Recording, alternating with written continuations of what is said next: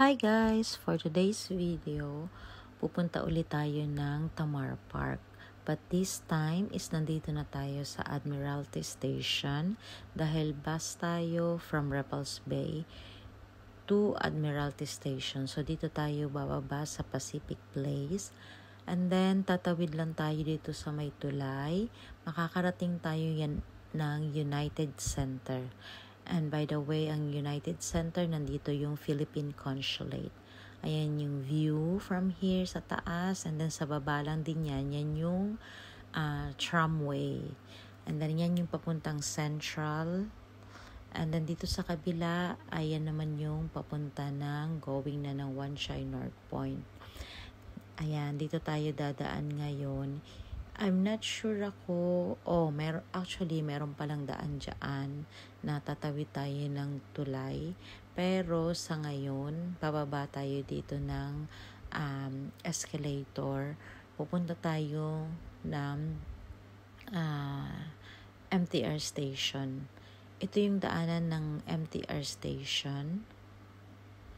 Ayan, bababa ka dito kung gusto nyo pumunta ng MTR station.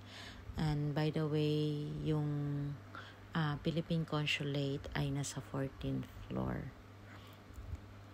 Ayan, bababa tayo dyan. Hi, may witbit ako, baon, breakfast namin. So, sa park kami magbe-breakfast today. Actually, balak sana namin ni Ate Mercy na sa gabi pumunta ng park kasi gusto kong makita yung ilaw pero hindi siya available, so ngayong umaga na lang kayo makikita. Ayan, dito rin pala yung bus terminal ng pag dito kayo galing at pupunta kayo ng Ocean Park, dito din yung bus terminal. So sa baba nito taxi stand, bus terminal. Ayan, lalakad lang tayo. Kung makikita nyo dyan mamaya, meron dyan bridge na nagko-connect ng papunta dito sa Admiralty Station. Kaya dun sa taas na yun ng mga building, mga connect-connect lang din. Pero this time, dito tayo sa baba para makita nyo yung dito sa baba. Tsaka yung mga nagda-drive. So, pag yung mga amo nagpapahati dito sa Admiralty MTR Station, dito usually na nag-aantay sa McDonald. Ayan, tatawid lang tayo. And paglabas natin dyan, yung main highway na yan na yung Gloucester Road na yan. But be careful kayo kung nag-aantay kayo dito dahil ang mga linya dito ay yellow line and then double yellow solid lane. Yon. Ayan, kung mag-MTR naman tayo, pag mag-exit kayo ng MTR exit A kayo, and then pag exit nyo, magta-turn left. Yeah, magta-turn left kayo. Oh no, sorry, magta-turn right kayo dito. Pag akit nyo, magta-turn right kayo. Yan, exit A.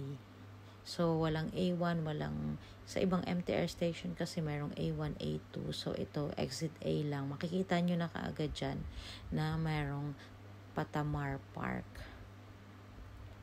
And then, dito ay may mga kainan. Yun nga, McDo, KFC, nandito din, Cafe de Coran, nandyan din. Kaya kung magugutom kayo, from galing sa park, punta lang kayo dito. Ayan, Cafe de Coran.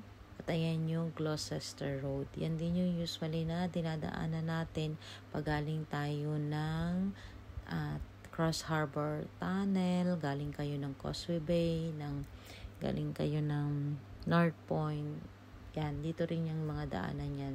Ito yung main road ng Pa-Central. Ayan yung view. At today, ang weather is nice. Nice din mamasyal. Ayan, aakyat kayo dyan sa taas. By the way, pag nag-MTR kayo, mas madali talaga dito sa na dito kayo sa Admiralty bumaba. Pero pag gusto nyo naman mag-sightseeing, mag-walking, just like last time, na galing naman tayo ng Central or mag-ferry kayo from Chimsachoy, pwede rin. So, kung gusto nyong makita pa yung mga ibang views, check nyo lang yung YouTube channel ko para makita nyo rin yung ibang mga part, mga area, mga roads, mga streets dito sa Hong Kong. Ayan, yan yung view pag nandito na kayo sa taas. And then, yung mga nakalagay na yan. So, itong ovoid na to, itong eggs na yan is until June, nakalagay kasi dyan hanggang June 8. So, in-extend na naman nila ng hanggang June 8. Ayan, yung view na yan is going yan pa Cross Harbor Tunnel. And then, ito nga sa kabila, pag pumunta tayo. Ito, pag gabi, nag-open yan. Meron tayong video na para din dyan sa panggabi naman. So, ayan, yan yung going to Central.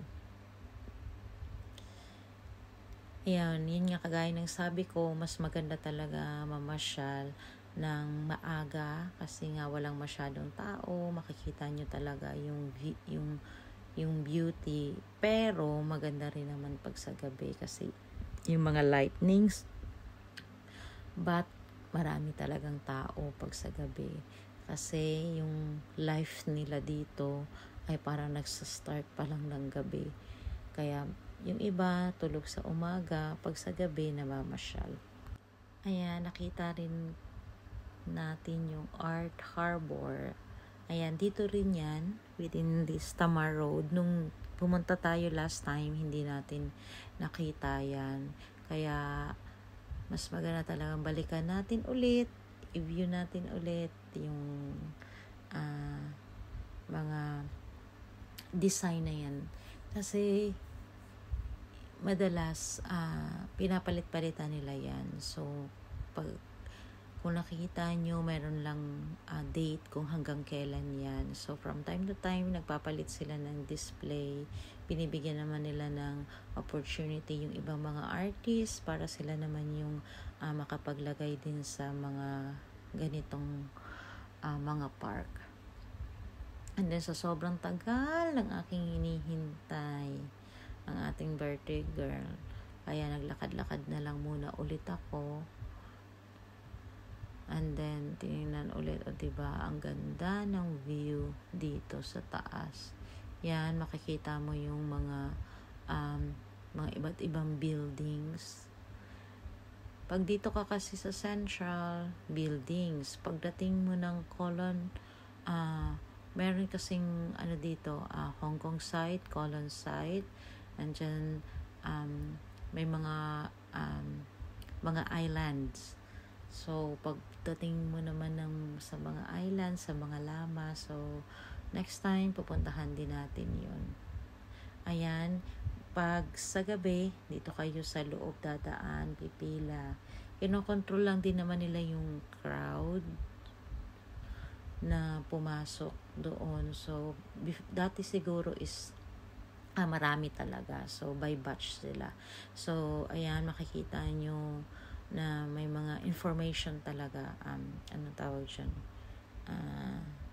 information para sa lahat kung nasaan kayo, kaya hindi rin kayo mawawala. Pero yun nga, much better pa rin na may mga kasama kayong tour guide pag nagtutour kayo dito kasi iwas din ng maraming lakad at nakakapagod para nga mas ma-consume nyo rin naman yung oras nyo pag nagtutour kayo dito sa Hong Kong. Ayan, bawal magtinda dyan, bawal may aso, bawal naninigarilyo. Kaya, talaga, healthy pag nandito kayo. Ayan yung Team Love continues. Ayan, nakalagay, hanggang 8 sila. Yan, sarado sila pag umaga. Yan, pag magsa-start na mag-open yan, mga hapon, 5:30, yan, mga 6 o'clock, magsisimula na silang magpapasok kasi parang 1 hour na lang, magbubukas na yung ilaw. Ayan, meron tayong video na panggabi naman. Kaya makikita nyo rin yung beauty ng panggabi naman. Iba rin kasi yung beauty pag yung sa gabi kasi yung mga lights. Yun nga lang, pagdating na sa picture-picture, hindi siya ganun kaganda. Mas maganda pa rin talaga mag-picture-picture sa umaga. By the way, pag sa gabi naman, kung gusto mo, i-picture mo lang yung views. Huwag ka na sumali kasi iba yung ang itim-itim mo. Ganun. Kasi na against the light. Yan, tingnan nyo yung mga arts. Maganda talaga. Nakaka-relax. Actually, maganda talaga tumira din dito sa Hong Kong kasi ngayon healthy living, yung environment, pero there's no place like home pa rin talaga. Mas masarap pa rin sa Pilipinas. Ayan, binalikan lang natin kasi yung area na to is hindi natin napuntahan at dahil wala pa nga si Ate Mercy, dito muna tayo maupo. At ayan, charger pala siya at kailangan mong ipedal. So, nakapalda ako nagpe-pedal. So, the more you pedal, the more nadadami yung tataas yung level ng electricity, makakapag-charge ka. At ayan, sa wakas, dumating na nga ang ating pinakahihintay at tayo ay pupunta na doon at para siya ay atin nang mapicturan. So, ayan yung view pag nandito na. Ayan na siya. Ang ganda-ganda. Naka-dress. Ayan, kasi dahil birthday niya at gusto niyang mag-picture taking dito, kaya pinagbigyan natin siya before tayo pupunta ng church. And then from here is magfe-ferry naman tayo ulit galing dito. Ayan, ang ganda ng weather today and then wala pang masyadong maraming tao, kaya masaya pa maglakad, hindi pa crowded. At ayan, dito na rin nga kami kakain. So, excited na siya na pumunta kung saan ako may picture. Ayan. And then, tapos na nga kami kumain at kami ay pupunta na ng ferry para magsimba dahil late na rin nga. At ayan, maglalakad na tayo from here going na to ferry.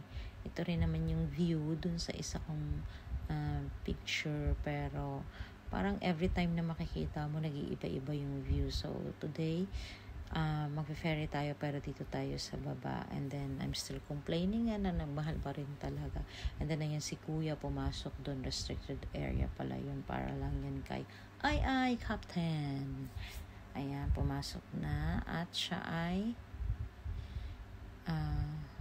tayo ay maglalayag na papunta ng Colon site. Yan, 'di ba? Kahit na lagi ka nandito, yung view napakaganda pa rin. Ayan si Madam.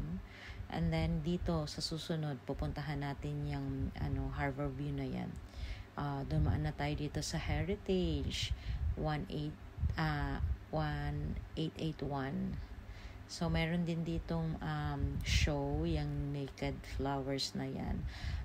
Baka end of this month o parang nag-start na yata yan noong April. Ayan, yung mga lumang mga fire truck. And then dito pala kayo dadaan sa MTR station. Ito naman yung MTR station na lalabasan nyo pag nag-MTR station kayo. So dito kayo mag-exit. Ayan, marami tayong pupuntahan dito sa Hong Kong. Yung sa West Kowloon, pupuntahan din natin yan. Kaya we have plenty of time. Kaya mag-like and subscribe na kayo sa ating YouTube channel, ay Mejia. Ayan. Actually, napakalawak ng MTR nitong Tsim Sha Tsui. As in, talagang pagsalog pa lang kayo ng MTR, sasakit na yung paa nyo. Kaya dapat, alam nyo na kung saang pa-exit kayo. As in, mahaba talaga siya. So, hanggang dito na lang guys. Thank you again. See you next time. Hi. Please like and subscribe.